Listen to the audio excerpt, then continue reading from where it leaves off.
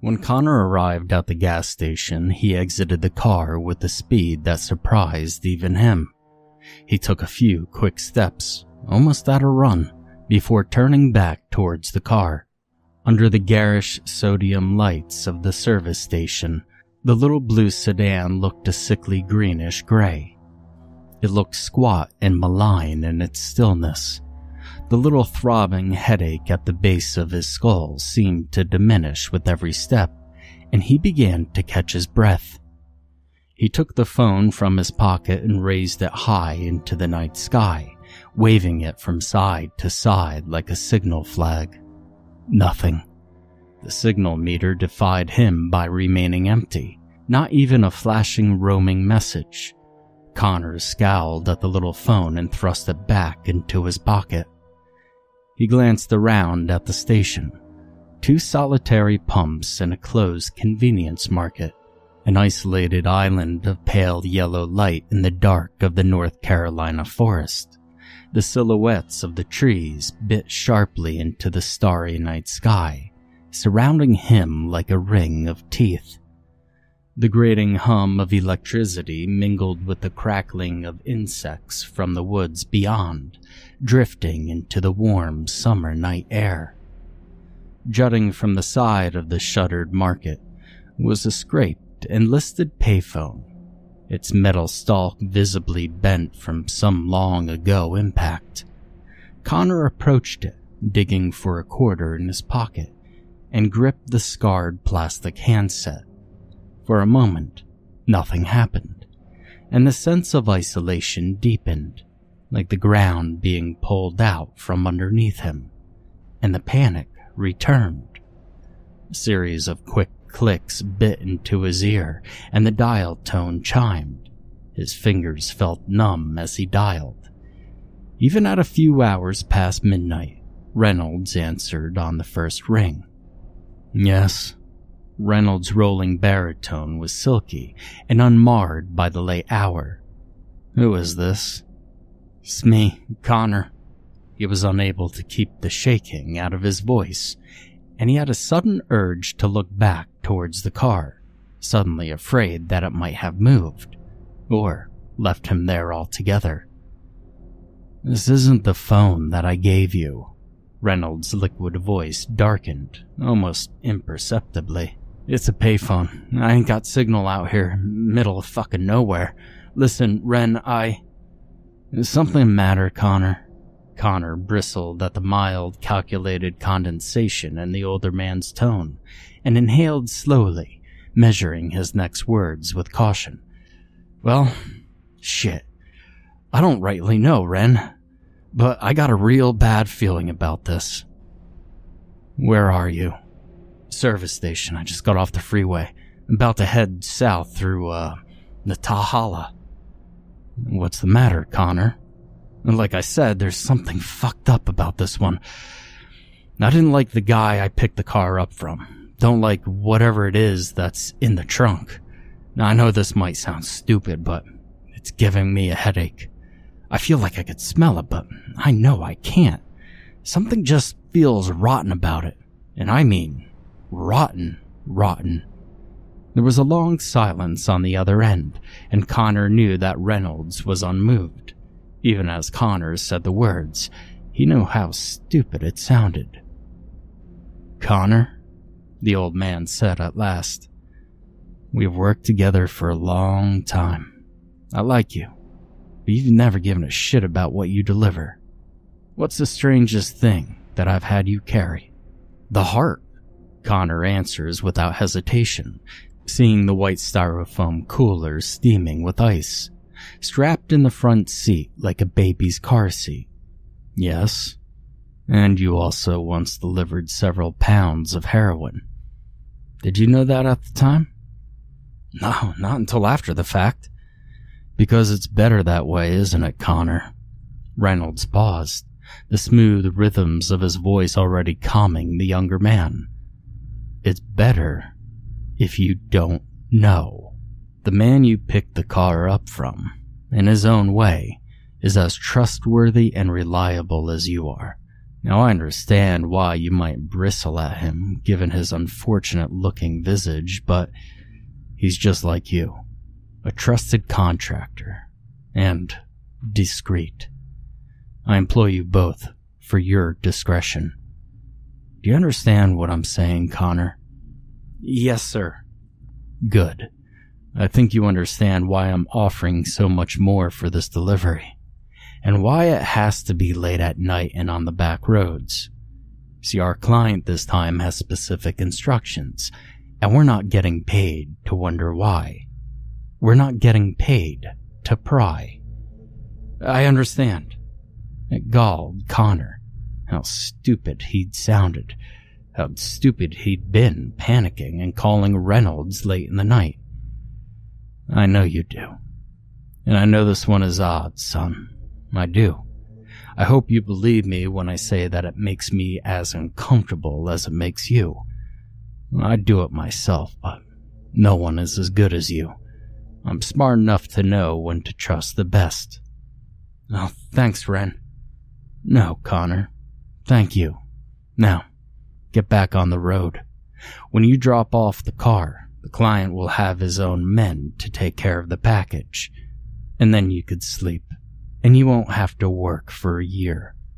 All for one night's drive. Okay, I got you. Connor, I trust you wouldn't. And forgive me if this is insulting, but don't open the trunk, okay? It wouldn't help. The package is locked up anyway, and it needs to stay locked because the client wants it locked. Of course, Ren. Look, I'm awfully sorry for calling. I guess I just got spooked. Something fierce. Not at all. That's what I'm here for. Now, get on the road, Connor. Call me when it's done. Reynolds hung up before Connor could reply, and he returned the handset to the cradle. Keys in hand, Connor returned to the car, driving himself forward even as his newfound confidence waned as he approached. The phantom odor, more like a memory of a scent than an actual smell, returned, something sweet and corrupt.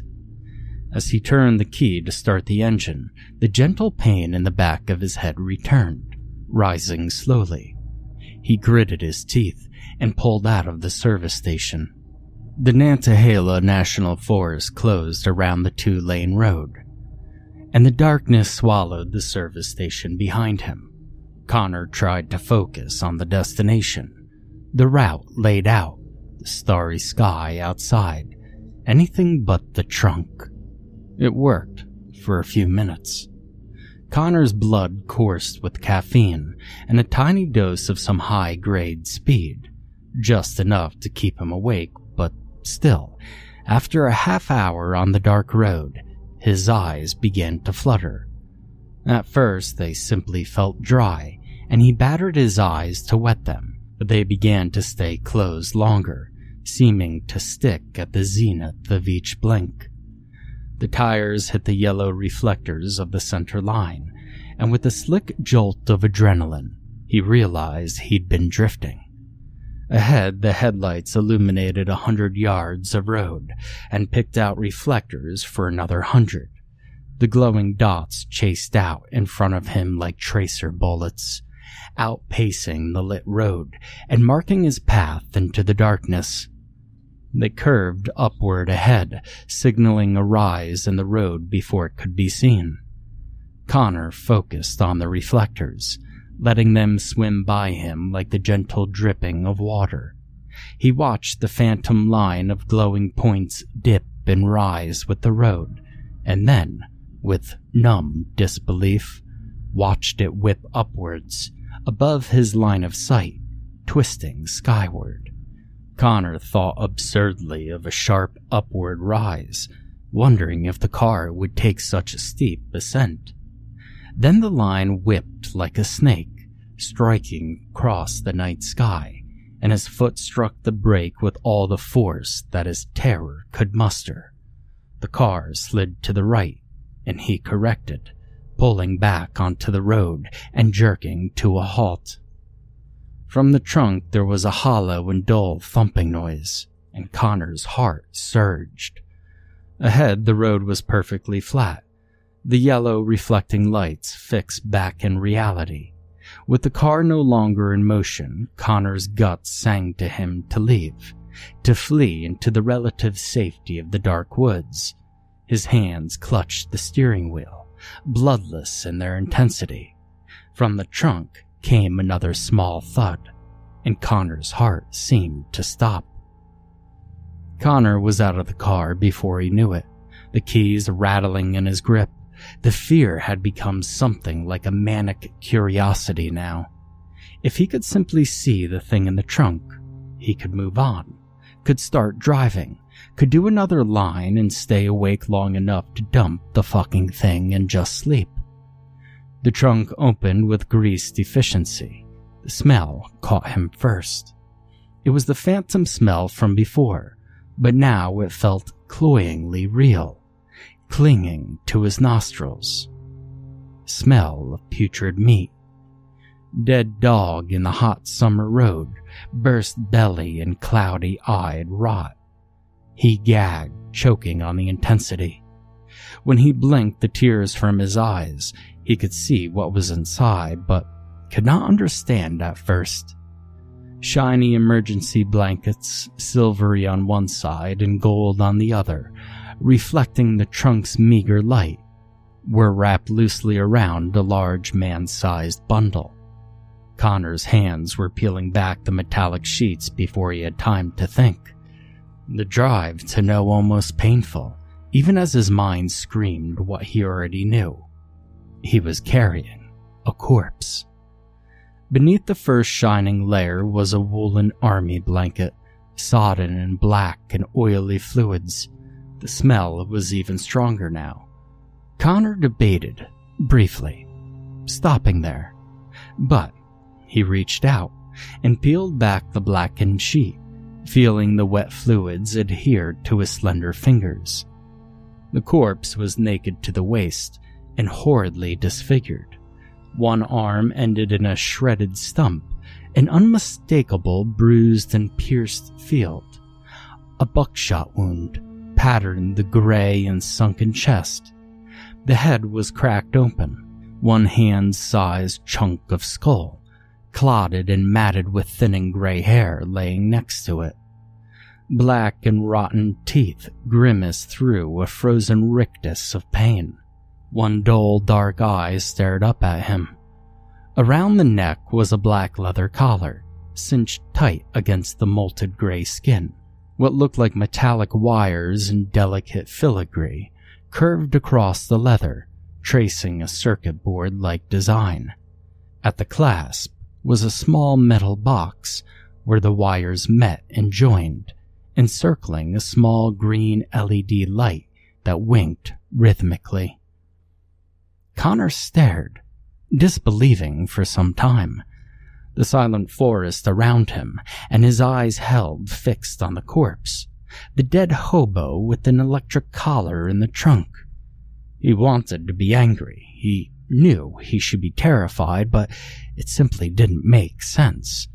And he could muster no single emotion, despite the hundreds vying for a release. The headache pulsed sharply, and it pushed him out of his trance, where he found himself staring off into the woods.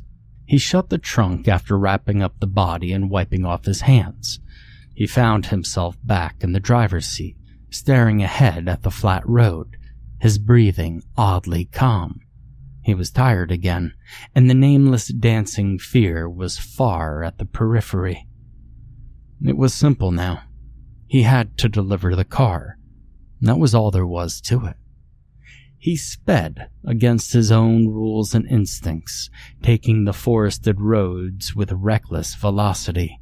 Music cranked loud to hammer him awake. It didn't work. The drowsy fog seemed to tug harder at him now, and the tickling regularity of tall trees and the rhythm of the white reflective paint on the road beat out a tattoo of hypnotic regularity. It was a while before he came to realize that the radio was no longer on. There was only the steady lulling white noise of the engine, the hiss of the tires peeling away from the asphalt, and the knocking from the trunk. A steady beat of impacts, sharp raps, fists on metal. Connor closed his eyes tight, grinding his teeth together.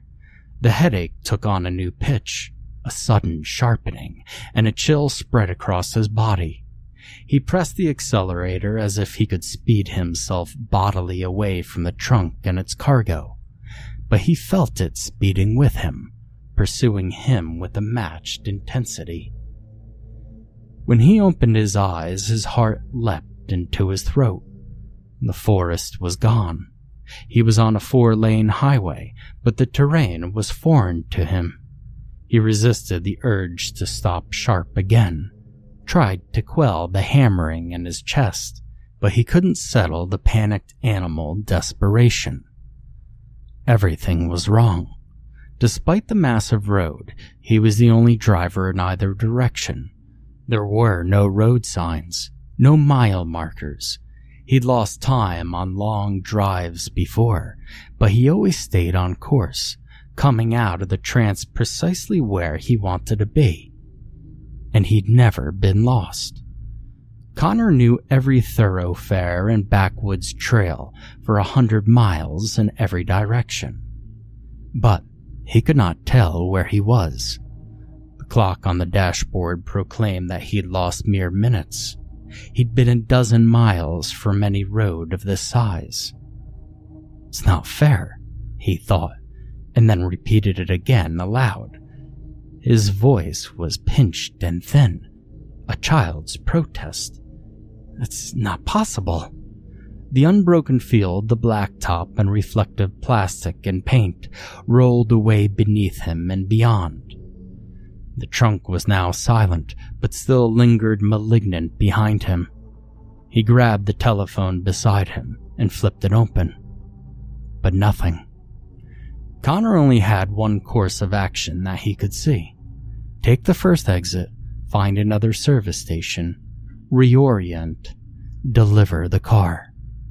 The little thread of hope, woven by as a solid plan as he could muster, tugged at him, and he pushed the little blue sedan even harder.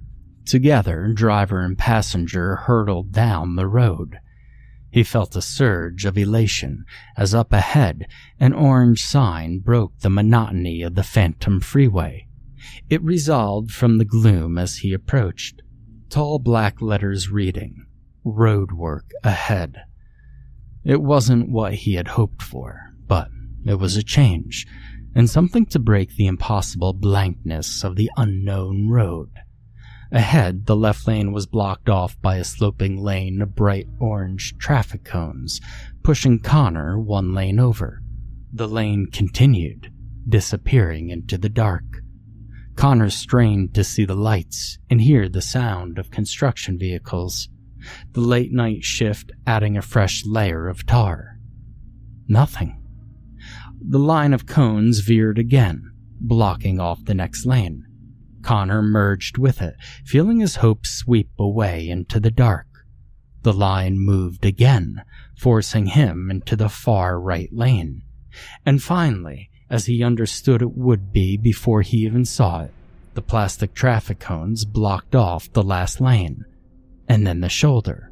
One bright orange line, bisecting and blocking any further progress. Connor slowed, ingrained instincts to obey all rules of the road screaming as they tried to process this logical contradiction. It didn't take long for him to decide. He knew he didn't want to be out here, alone and unmoving, with that thing in the trunk. The thing that might not be dead. If he was rolling, he was at least getting closer to being done with all of it. He gunned the engine, brought the car back up to speed, and plowed through the line of cones. They folded beneath his wheels, tossed high into the dark, and illuminated by the red of his brake lights as they bounced off the road into the night. Now everything in Connor's career had been focused on not drawing attention. He'd not been pulled over since he was caught joyriding at age 13 with a phone book beneath his seat and a tin can tied to his foot to reach the pedals. He'd made a career of escaping notice, but now he found himself wishing to see flashing blue and red lights behind him. He didn't know how he'd explain driving into a roadwork zone, speeding, or the hideous wreck of flesh in the trunk. He didn't care. He'd give anything to see another person. If he could just reach Reynolds and hear that calming voice. Ahead, the 4 dotted lines of reflective paint vanished. The 4 lanes evaporated into a featureless plain of smooth black tar.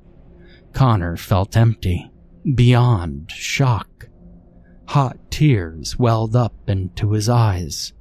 Without the lines of the road, he suddenly felt as if he were drifting, veering off the road.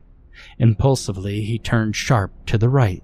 The smooth field of blacktop spread away into the distance of his headlights. Screw this. The sound of his own voice shocked him, causing him to leap slightly, and he let his foot off the pedal. The car drifted to a stop. He opened the door and stepped out, onto the black plain. The brittle pain in his head flared as he did, but he knew that if he could just get away from the car, he could think straight. He picked a direction and began to walk. The night sky was starless, the horizon featureless. He looked behind him once, seeing the pool of bright light where the cars still sat. His head throbbed, and he picked up his pace, jogging now. The night air was clean and sweet, and although the throbbing in his head still continued, he felt refreshed by the freedom of being on his own 2 feet. After what felt like several miles, walking blind across the asphalt field, he began to worry if Reynolds would ever hire him again. Such a relatively mundane concern, absurd in his current situation, hooked him like an anchor. He was hallucinating, he realized. Although he couldn't tell where his senses became unreliable, he knew that was the only possible answer. And sooner or later he would stop, and he'd likely never work as a courier again, would likely have ruined Reynolds' reputation with his strange, wealthy client that paid to have the corpses of transients shipped across backwood roads. But then again, so what? With a dry chuckle, he realized that Reynolds would be better off without that sort of client, even if the old man didn't see it that way at first. Because who knows what the client would ask of him next? And hell, he'd find work again, even if he had to uproot and find a new backyard to get familiar with, because he was the best goddamn driver there was. Up ahead, he saw a light, a tiny deviation in the darkness, and he began to run, a smile spreading across his face. As he approached, the skin on the back of his neck seemed to prickle, and the icy point of the headache pushed deeper. He knew what he was looking at, but he still couldn't accept it. It was the sound that made it real.